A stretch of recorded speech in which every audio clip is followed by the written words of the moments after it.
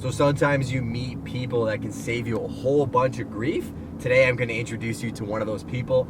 We are doing an episode of Prime People with Matt Lawless from Safe Home Fireplaces. I met Matt a number of years ago when we had a property that we were selling and was under contract. There was a wood-burning fireplace, and when they did the inspection, they requested a wet inspection. What is a wet inspection? W-E-T-T.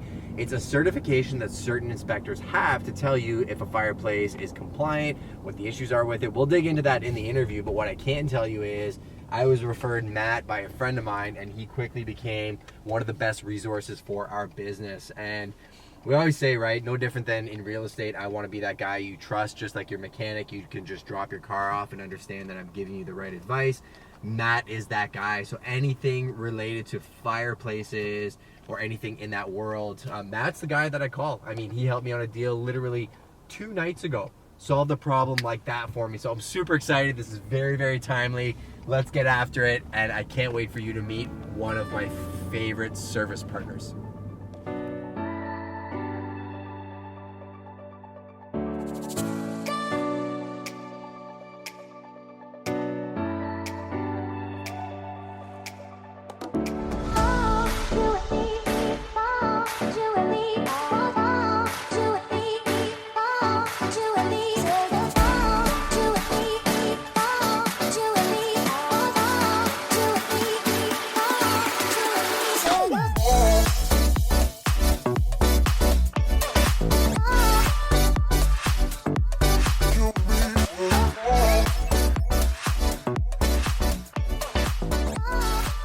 If you had to think at the top, like off the top of your head, about the worst inspection you've ever done in a fireplace, are there any that stand out? There's actually so many. The majority of them, which really surprises me, don't meet code. The codes haven't changed since 1945 with a few minor exceptions, and they're all over the place. I feel that masonry isn't really an overly regulated trade. You know, if I work for you and you call yourself a mason, and I decide I want to be a mason, that's kind of end of story. Whereas you never get away with an electrician or a plumber. So I see a lot of kind of gone rogue fireplaces and chimneys, and it's quite surprising, because essentially they should have been stamped by a building department as well too. So I think a lot of building departments don't understand maybe the specific codes pertaining to chimneys and fireplaces. Just to dig into, what you were saying about how, maybe masonry is not an overly regulated trade, especially when it comes to fireplaces, and municipalities don't necessarily understand or stamp the approvals on what's being built. Yeah. Do you think the cause and effect of that is, okay, I'm building a house, I want a fireplace, a builder saying, okay, yeah, I got a mason that can do that for you. They incorporate it into the design, saying, okay, here's this floor plan, I'm putting a fireplace here, but the components of that fireplace are not part of that plan, right? Yeah. Well, and it's also just, there's a lot of overwhelming minor details, and the fact that a lot of stuff gets buried as well too. Chimney height is one that always boggles my mind, because it's very plain as day, obvious to see. However, I would say at least 50% of the chimneys that I inspect aren't technically tall enough. And again, me being in this business, my eye is naturally drawn to chimneys and fireplaces when I'm driving around. And it's interesting. I was with the kids at a movie. I can't remember what it was, but it took place in the UK. Yeah. And of course, my eyes being drawn to the chimneys in there. All of them spot on, perfect, and I just feel that it has been more of like I said, a watered down trade, unfortunately. And even new construction now. I was in Byron doing an inspection. Generally, I don't need to get up on the roof to measure the chimney height. I can figure it out from and there was one that was so close, and you don't want to be wrong. So I got up there, measured up, wasn't tall enough, and it was in Byron, which is nice and hilly, and like where I was, I saw the view of many other houses, and I don't think there was one that I could see from there that was actually tall enough as well too. Well, let me dig into that for a second. So like, if you look, and this is just from a real estate perspective, when I look at houses, a lot of times, like, this is more of a licensing issue for investment properties. Sure. I know there were different blocks of times where houses were built. So if I know a house is 100 years old, okay, they didn't have any regulations in terms of roof heights. They didn't know these were going to be used as rental properties, so it wasn't even a factor. House was built 60 years ago. Maybe had some idea that they were going to be used as income properties down the road, but again, they weren't quite there yet because it was still a really small town. And then I look at the last 20 to 30 years, a lot more purpose-built product. Do you break down the inspections you do based on the age of the home? How does that work in terms of grandfathered code compliance or? Yeah, well, I'm glad you brought that up as well too, because there really is no grandfathering per se. Like my job as an inspector is just to report as I see it, pertaining to today's code.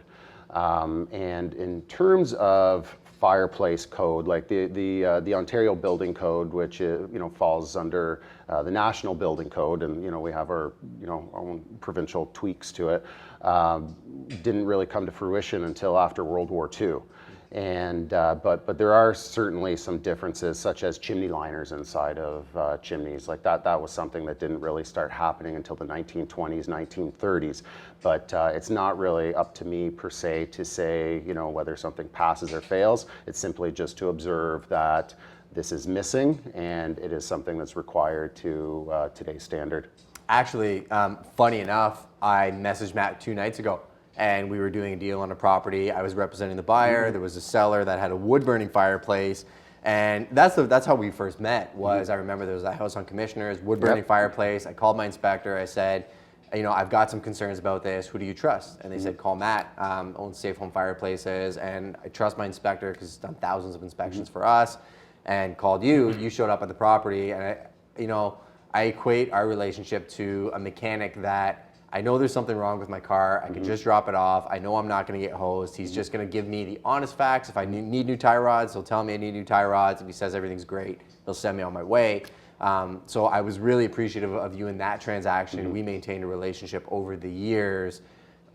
Same thing. I had clients call me, who do you trust? Send them your number and rave reviews. So thank you for that. But 2 nights ago when I messaged you, that was the question, right? I said, I'm going to insert some language asking the sellers to provide me a valid wet certificate, right? Which is the WETT, inspection accreditation that you have to go in and look at these things. And Uncle Jimmy, the inspector, doesn't have that. Like I would say 90% of inspectors that I meet don't have the wet certificate allowance for them to go in and actually inspect fireplaces. So be careful about that.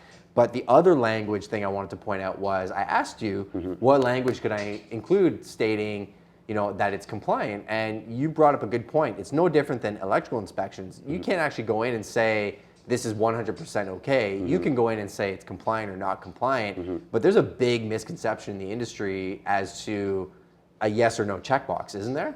Yeah, exactly. I do get a lot of inquiries about a wet certificate or the idea that I will pass or fail a fireplace, but simply it's what we can see. If it's an open wood-burning masonry fireplace and chimney, then we're referencing the Ontario Building Code.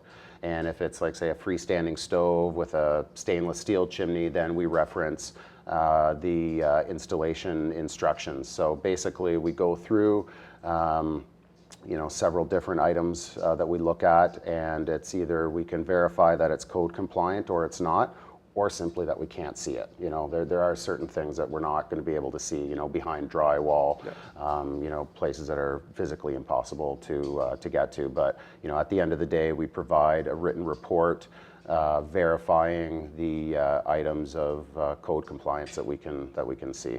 And from an agent's perspective, I mean, it's very simple because we're not professionals in your trade. A lot of times we're just looking for, is there anything wrong? What's it going to cost to fix it, right? It's just one of those things that, it's nice to have somebody like you in, our database because you can direct us one way or the other. And the conversation could have gone, hey, Justin, don't buy this place. Or, you're looking at a $10,000 repair. The message was, hey, everything looks great, needs a cleaning, but other than that, we're good. So I think, reaching out to other professionals that know their craft better than you is super important across all industries, right? Yeah. And to add to that, mentioning home inspectors having the wet designation, the one thing I can certainly state. Myself personally, I've been dealing with fireplaces for 15 years, every day, all day, installing them, tearing them out, inspecting them, servicing them. So, I mean, it's something that we have our hands on all the time. It's not the sort of thing that, we peek at a fireplace, once in a blue moon and, hope we remember the code and know what we're doing with. Like, it is something that, I think it does pay, the old saying, if you want a cake, go see a baker. So I think it makes sense. You're driving around looking at chimneys. Yeah. You're obsessed with your craft. I'm the same way. I can't turn it off sometimes, but it's kind of fun because I know in our parents' day it was literally you check in, you check out, you're working your job just to get your pension and retire. Yeah. You actually enjoy researching and staying at the top of your craft even before. I mean, we were talking about marketing and just general business and how do you balance that with being so involved in your business on a day-to-day basis, right? And I think that's where you're unique, is you're sharpening your sword on a daily basis, but you're also conscious that you want to be where people can find you too, right? So you have a couple locations now. You're we have a Fireplace showroom in Strathroy that's been there for a few years, and in last October we opened up here in London, West London. Okay.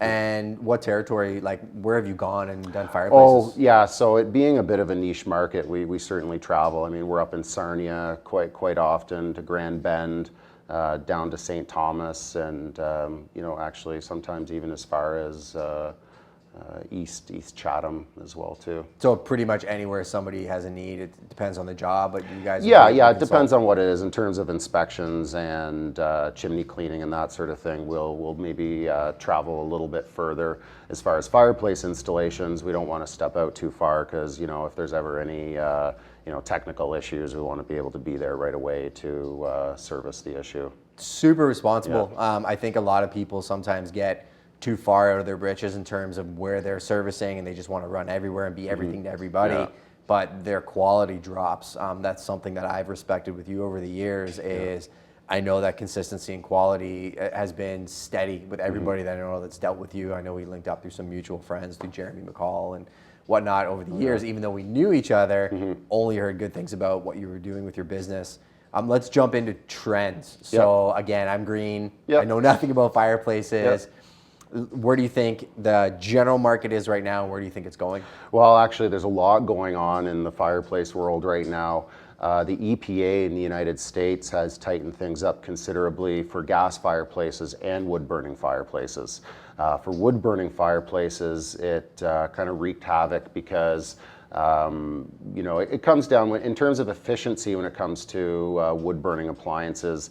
The Environmental Protection Agency in the States, which ends up dictating things in Canada, isn't so much concerned about efficiency, but particulates in the air. Okay. So about 30 years ago, to put it in perspective, a wood stove, a common wood stove might produce 70 grams of particulates in the air per hour. The EPA has now tightened things up to 2 grams.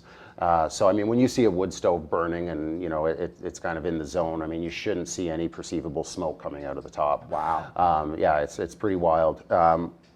But efficiency, have they lost a lot of efficiency, or they just made better product? Well, it's kind of one of the things. It was kind of a win-win. So what they did with those particulates is made the stove really, really tight, and so they're actually burning the smoke now as fuel. Wow, that's crazy. Yeah, so it's a win-win-win because the units are actually producing more heat.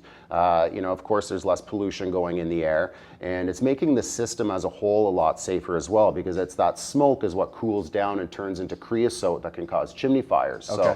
So the smoke's gone. The smoke is gone, yeah.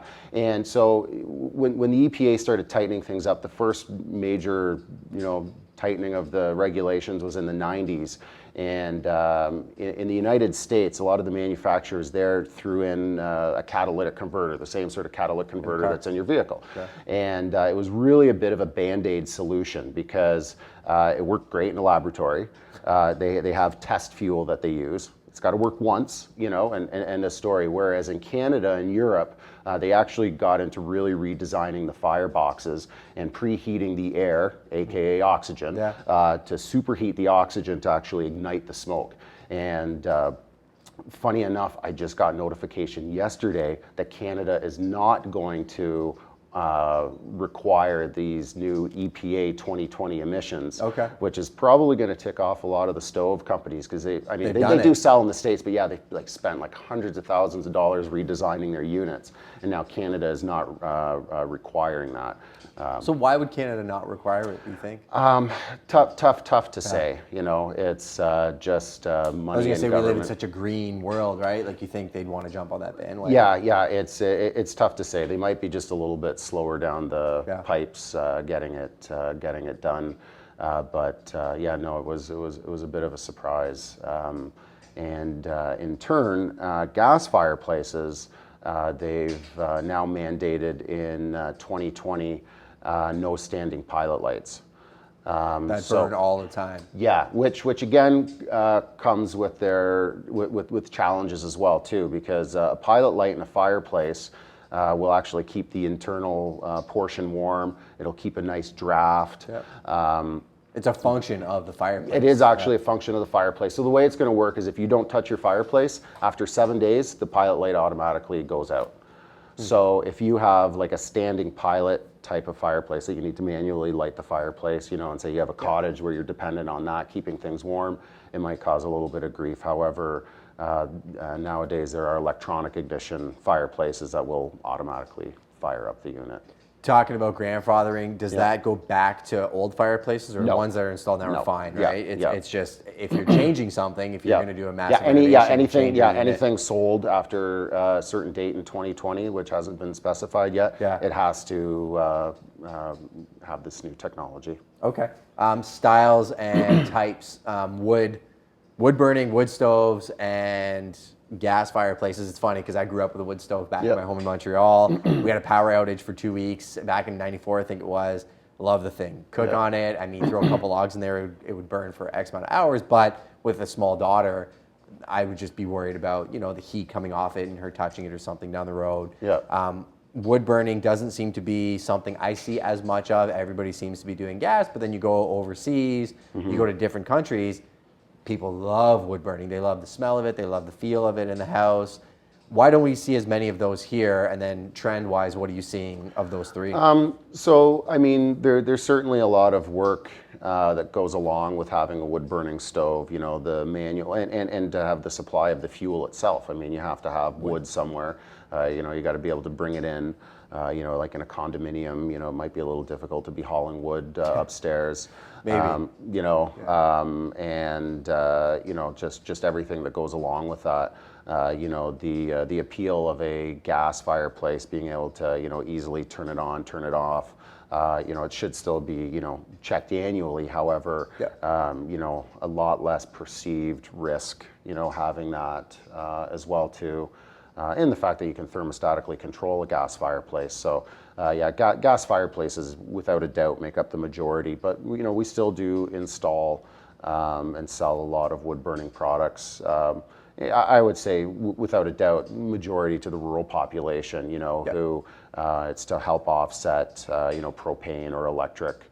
People who don't have access to natural gas is definitely where it's at. And there's also, you know, I would say in your higher end homes, you know, where people, you know, might want that really beautiful focal point of a big open wood burning fireplace. So they still have more what I would consider a decorative appliance, you know, give you a little more of that, you know, amazing campfire-like fire in the middle of your living room. Go to the States and go to any Cracker Barrel and you walk by their huge stone fireplace that they have, and it just gives you that feeling, right? So I get that side of things. You know, what would be one myth that you think the general public has about your industry that you'd like to bust, that most people, you know, typically think? I would say just the danger of wood burning and the fact that insurance companies will not allow them. That without a doubt, I hear that all the time. Also too, that wood burning is being banned. You know, it's clickbait. I've seen some stuff where we've installed a wood stove for a customer. You know, 2 days later, they, you know, send you a link to an article. Send us a link. You know, freaking out, and it's like I look at it and it'll say Canada bans wood burning. And then when you actually click on the link, it takes you to a site, to a municipality that has just tightened up the regulation of what type of wood burning appliances, you know, that you can only burn the efficient ones. I don't think wood burning's going anywhere anytime soon. And it makes up such a small segment of the market that it's just would seem like a kind of a strange target in my opinion. Makes perfect sense. On that note, if you guys need any advice, call Matt anytime. You can reach out to me directly. We'll have all his links and contact info below. But I always like to ask the guests, you know, what's the easiest way for them to find you? Like if they just wanted to reach out right now, would it be email, Instagram? Like where can you send them to go check your stuff out? We're not hard to find online. You know, anywhere, in Instagram, you know, Google search, you know, Safe Home Fireplace. We should pop up there quite easily. Facebook as well too. Awesome. And to all my realtor friends out there, like I said, I've been using Matt for years. He's helped me countless times. Reach out to him. You know, trust people that know their craft better than you do. Matt, I appreciate your time, and I think I just bought a fireplace from you too. Awesome. Awesome. All right, thank you very Thanks, much. man. Thank you. That was awesome. So how much fun was that? I absolutely love Matt. He's an amazing resource. Like I said, you need his info, hit me up. I learned a ton about fireplaces. I'll update you as things progress. I just bought a fireplace for our new office, so I'll show you that install as well and show you how good they are at their job. I appreciate your attention as always. Hit that subscribe button. We have more exciting guests to come. If there's anybody that you want featured on our series, let me know. I think we live in one of the most amazing places on earth, so I'd love nothing more than to profile the people that are doing great things like Matt at Safe Home Fireplaces. Take care.